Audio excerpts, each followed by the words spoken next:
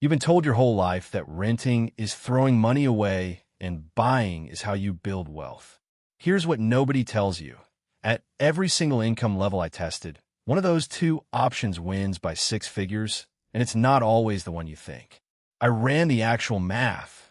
Real mortgage rates, real property taxes, real opportunity cost of a down payment at 4 different salaries. And the results are going to make some of you furious. My name is Wealth, and I help people understand money and make smarter financial decisions. If you're trying to figure out whether you're throwing money away every month or building an asset, stick around, because by the end of this, you'll know exactly which one makes sense at your income, and more importantly, why the advice you've been given is missing half the picture. Here's the myth first. Rent is money you'll never see again. A mortgage builds equity. That sentence gets repeated, so often people treat it as math. It's not math. It's a slogan. Because a mortgage payment isn't pure equity building. It's mostly interest for the first decade, plus property taxes, insurance, maintenance, and closing costs that vanish the second you sign. Meanwhile, renting isn't pure waste either, because the difference between what you'd spend owning and what you spend renting can be invested. And investments compound. Nobody puts that in the slogan because it depends on your down payment and the market doesn't fit on a bumper sticker. So let's actually run it. The framework I'm using is simple. Total cost of ownership versus total cost of renting. Plus what happens if you invest the gap. Not fantasy math. Not renting is always dumb. And not buying is always a scam. Just the numbers. Let's start at $50,000 a year. After taxes, you're taking home around $3,400 a month. Using standard lending guidelines, you'd qualify for a home around $180,000 to $200,000. Let's say $190,000 with 10% down. That's $19,000 out of pocket. At a 6.5% mortgage rate, your monthly payment, including taxes and insurance, land around $1,450. Add in maintenance. Budget 1% of home value annually, so about $158 a month, and you're at roughly $1,608 a month to own. Now, the rental equivalent. A comparable starter home or 2-bedroom apartment in most mid-tier markets runs about $1,300 a month at this price point. That's a $308 monthly gap in favor of renting, plus you never touch that $19,000 down payment. Here's where it gets interesting. If you invest that $19,000 down payment instead at a 7% average return, and you also invest the $308 monthly difference, after 10 years that renter has roughly $71,000 sitting in the market. The buyer, meanwhile, has built equity, but a huge chunk of those early payments went to interest, not principal.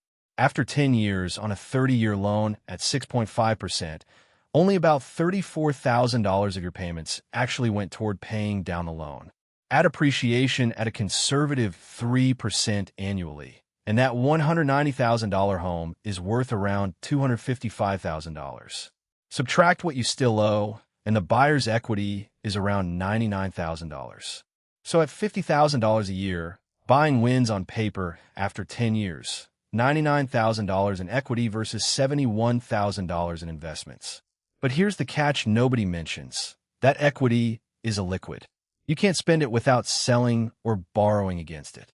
The renter's $71,000 is fully liquid, fully flexible, and didn't require a single repair call at 11 p.m. Now let's move to $75,000 a year. Take home is around $5,100 a month. Lenders would qualify you for a home around $280,000 to $300,000. Let's use $290,000, 10% down, which is $29,000. At 6.5%, your monthly payment with taxes and insurance runs about $2,210.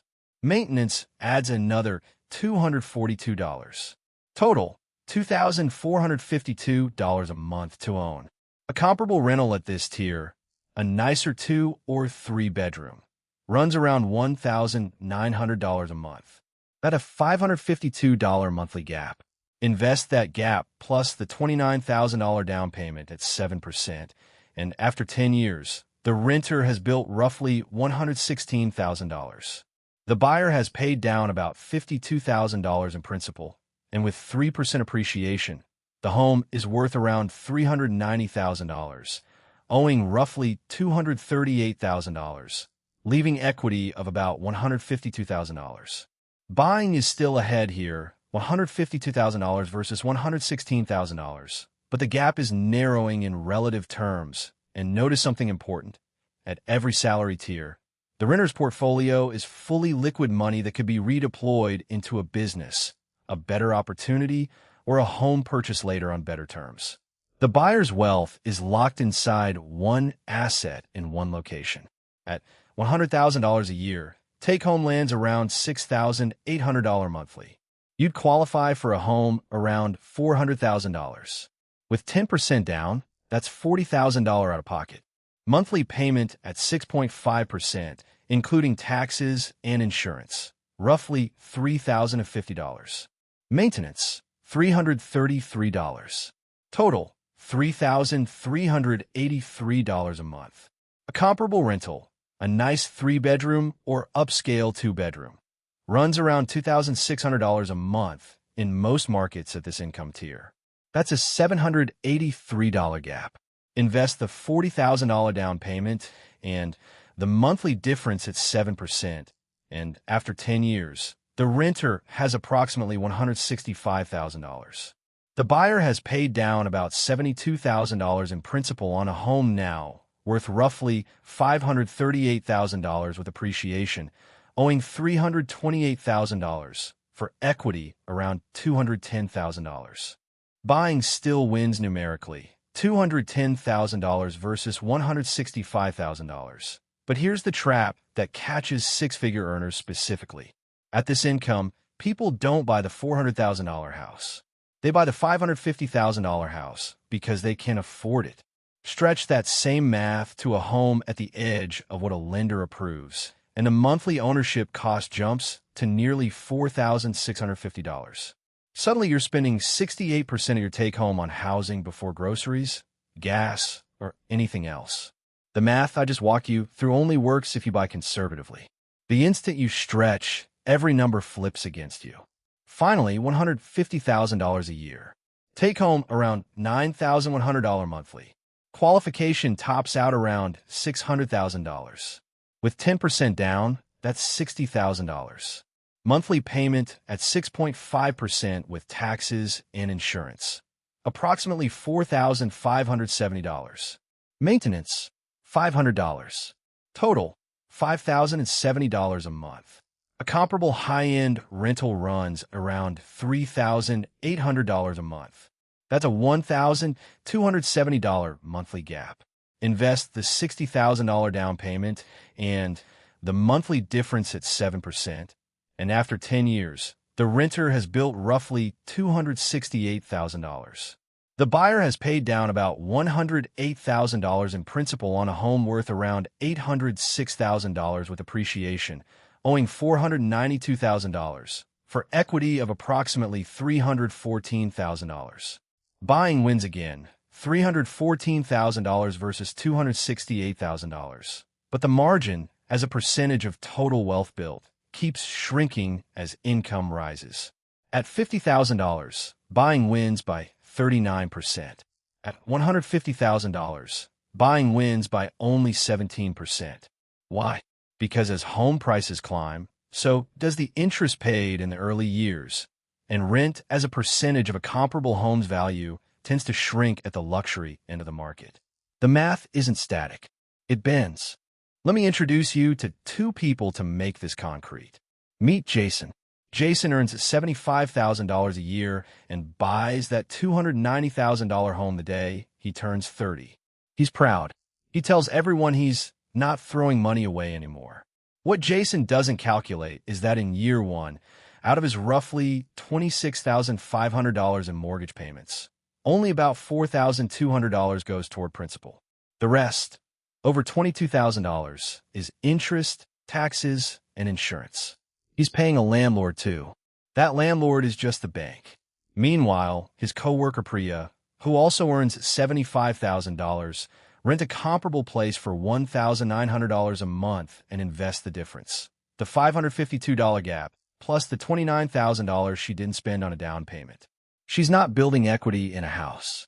She's building a portfolio she can move, borrow against, or cash out whenever her life changes. 5 years later, Jason gets a job offer in another city. Selling his home costs him 6% in agent commissions plus closing costs, nearly $19,000 gone, on top of the fact that he's barely dented the principal. Priya packs a moving truck and takes her portfolio with her. This is the hidden cost of buying that nobody puts in the slogan, the transaction cost of getting back out.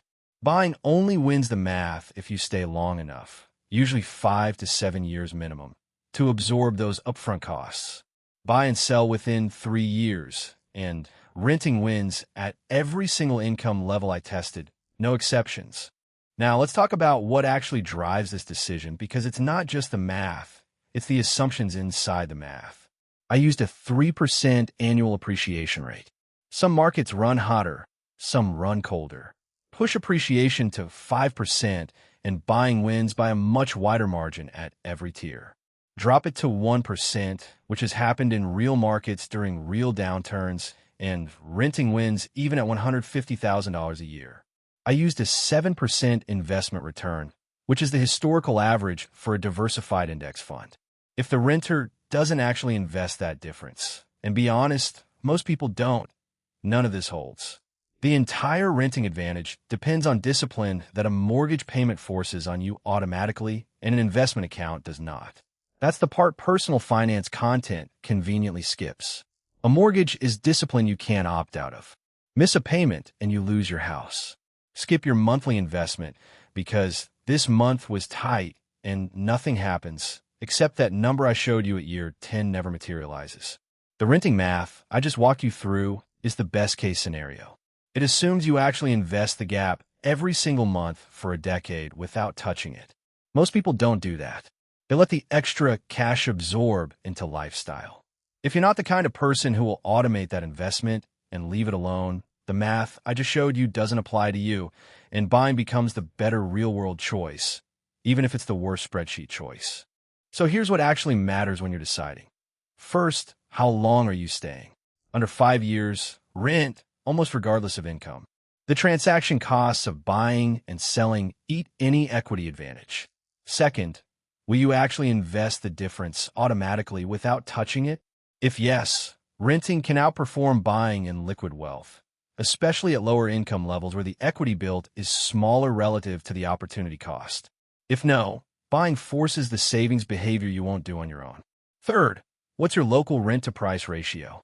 Everything I calculated assumes national averages. In cities where rent is cheap relative to home prices, much of the Midwest, for example, renting and investing wins by an even wider margin. In cities where rent is expensive relative to home prices, buying can win faster, sometimes in half the time. Here's the number that should actually stick with you. At every income level from $50,000 to $150,000, the gap between renting and investing and buying shrinks as income rises. Not because renting gets better, but because buying stops requiring you to sacrifice as much of your income, which means the money you'd have invested as a renter gets smaller too. Wealth isn't built by picking the correct side of the rent versus by debate. It's built by whichever choice makes you actually save and invest the difference consistently for a decade or more without touching it. If you take one thing from this video, take this: the question was never renting or buying.